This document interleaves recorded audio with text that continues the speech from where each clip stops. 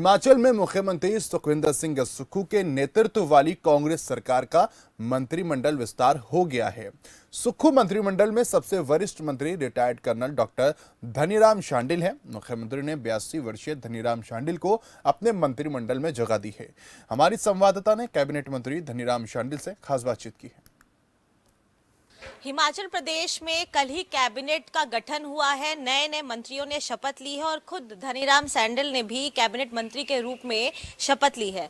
Sir, आपने शपथ लिया और जिस तरीके से हिमाचल में माना जा रहा है कि कांग्रेस बेहतर प्रदर्शन करेगी, कौन सी वो अहम जिम्मेदारी है जो आप अपने कंधों पर लेने के लिए तैयार है? क्या कोई पोर्टफोलियो स्पेशल जो आपको चाहिए आपने कहा हो? नहीं, जो भी काम बांट दिया जाएगा या जो हाईकमान समझते हैं कि हमें उपयुक्त है उसका निर्वहन किया जाएगा। कोई सभी काम बराबर होते हैं। मैं समझता हूँ आप अपने क्षेत्र में कोई भी काम हो जो विकास से संबंधित हो करना होगा और उसे करने के लिए हम तैयार हैं। सर, कुल जो क्षमता है वो 12 की है और अगर मुख्यमंत्री उप मुख्यमंत्री का पद मिला ले तो 9 लोगों को चुन लिया गया है कि कौन वो जिम्मेदारियां निभाते हुए नजर आएंगे। लेकिन 3 पोस्ट अभी भी खाली हैं, 3 पद खाली हैं, नाम सामने नहीं आए। क्या कारण है सर कि नाम सामने नहीं आए? क्या गहन अध्ययन किया जा रहा है उन 3 नामों पर? नहीं, देखिए, मैं देखने में तो हिमाचल छोटा राज्य लगता है, परंतु इसकी अपनी क्षेत्रीय और दूसरी प्रकार की समीकरणों की समस्याएं होती है। इसलिए सब चीज़ें निपट जाएं, सब क्षेत्र को संतुलित प्रतिनिधित्व मिले, इसलिए भी ये थोड़ा सा समय लगा होता है। और मैं समझता हूँ कि जो थोड़ा समय लगने के बाद काम दिया जाता है वो उपयुक्त होता है, इसीलिए आप देख रहे हैं थोड़ा समय लग रहा है। सर, जिस समय हमने देखा कि जब मुख्यमंत्री और उप मुख्यमंत्री के पद की बात आ रही थी, उस दौरान हिमाचल कांग्रेस कहीं ना कहीं 2 धर्रों में भी दिखाई दे रही थी। अभी 3 पोस्ट खाली है, कैबिनेट में नाम भी जो आए वो काफी लेट आए। तो क्या हिमाचल कांग्रेस में सब कुछ यूनिफाइड है, सब लोग एक हैं? क्या प्रतिभा सिंह, सुखविंदर सिंह सुक्खू, मुकेश अग्निहोत्री, धनीराम शांडिल सब एकत्रित हैं, एक है? बिल्कुल एक है। देखिए, जैसे मैंने आपको कहा कि हर क्षेत्र की अपनी अपनी समस्याएं होती है। किसी भी प्रकार का कोई धड़ेबाजी नहीं, कोई गुटबंदी नहीं। कांग्रेस बिल्कुल यूनिफाइड है, सबके सब इकट्ठे हैं और कलेक्टिव डिसीजन से ही आप देखेंगे हमारा आगे का जो मंत्रिमंडल का विस्तार होगा और काम जब बढ़ जाएंगे तो आप देखेंगे कि सरकार सुचारू रूप से काम करेगी। सर, एक सवाल आपसे पूछना चाहूंगी क्योंकि आप पहाड़ों से आते हैं। जोशीमठ में जो कुछ दिख रहा है, जिस तरीके से पहाड़ों में दरारें आ रही हैं, सेंटर ने भी इंटरफेयर कर लिया है, तो क्या लगता है आपको कि क्या हम इंसानों ने पहाड़ों के साथ इतना मतलब हम वहाँ पे कंस्ट्रक्शन कर रहे हैं, पेड़ को काट रहे हैं, तो क्या वही रीजन थी? नेचर अब कह रहा है कि अब रुक जाओ? आपने स्वयं इस प्रश्न का उत्तर दे दिया। बिल्कुल ठीक कह रहे हैं आप।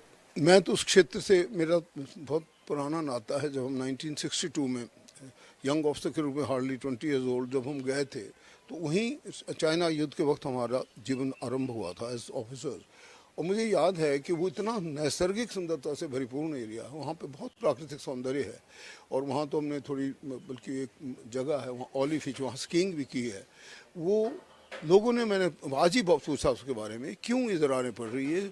लोगों ने बहुत ज़्यादा कंस्ट्रक्शन वर्क किया है और नेचर को कोई ध्यान ना दे के, मैं तो समझता हूँ लोग ऐसे पेड़ काटते हैं जैसे मानो हम गाजर मूली को काट देते हैं। इसलिए हम लोगों ने बहुत कंस्ट्रक्शन की है, नेचर के साथ हमने खिलवाड़ किया है। नो डाउट कि हम बड़े दुनिया भर के अधोसंरचना बना दी, बड़े बड़े हाईवेज बना दिए, परंतु विकास के साथ एक तरह हम विनाश की दिशा में चले गए। मेरा अपना मानना है कि हमें इन पर रोक लगानी चाहिए ताकि ये सौंदर्य बना रहे। ये खासकर जो हमारी देवभूमि, वो भी देवभूमि की तरह ही जगह है जो हमारा उत्तराखंड है। वहाँ की नदियाँ, वहाँ की सुंदरता, वहाँ का अभी तक मुझे याद है उन दिनों 1962 में इतना ज़्यादा नहीं था। मुझे अंदाज़ा बताया जाता है कि उस पूरे क्षेत्र में right up to the border बड़ी बड़ी रोड बन चुकी है और बड़ी बड़ी बिल्डिंग आ चुकी है। इस करके आप देख रहे हैं ये जो खिलवाड़ हुआ है इसे रोकना होगा, इसी करके दरारें आ रही है। यहाँ तक कि हमारे शिमला में मैं देखता रहता हूँ, वहाँ बहुत कंस्ट्रक्शन हुई है, इसीलिए दरारें आई, ज़मीन धंसती है। हमें इस पर अंकुश लगाना चाहिए और सचमुच में ये जो हम आधुनिकता की ओर हम जा रहे हैं वो इसका मतलब ये भी नहीं कि हम नेचर के साथ खिलवाड़ करें और प्राकृतिक सौंदर्य को बदलकर एक विनाश की तरफ चले जाएं। इसलिए आपने ठीक कहा, हमें इस प्रकार की जो ये ज़मीन बड़े बड़े कंस्ट्रक्शन, बड़े बड़े बांध, बड़ी बड़ी सड़कें, बहुत बड़ी बड़ी ऊंची ऊंची बिल्डिंग, अट्टालिका की बजाय पुराने कंस्ट्रक्शन के माध्यम पर जो तरीके थे उस पर आना होगा और नेचर को बचाना होगा। बहुत बहुत धन्यवाद। Thank you so much. तो ये थे हमारे साथ बात करने के लिए कर्नल धनीराम सैंडल, जिन्होंने साफ तौर पर कहा कि अगर हिमाचल की तरह अगर हिमाचल को भलीभांति बढ़ाना है और हिमाचल को सही से रखना है तो कांग्रेस पर विचार विमर्श जो है वो करना चाहिए। कांग्रेस एकजुट है, कांग्रेस साथ मिलकर हिमाचल को आगे लीडिंग पाथ पर लेके जाएगा। और तो वहीं जोशीमठ में लगातार हो रहे त्रासदी को लेकर भी धनीराम सैंडल ने कहा कि शिमला में भी ऐसी कुछ कंस्ट्रक्शंस हैं जिस पर लगाम लगाना होगा और नेचर से खिलवाड़ को रोकना होगा। नई दिल्ली से कैमरा पर्सन रोहन के साथ प्रियंका राय, खबर फास्ट।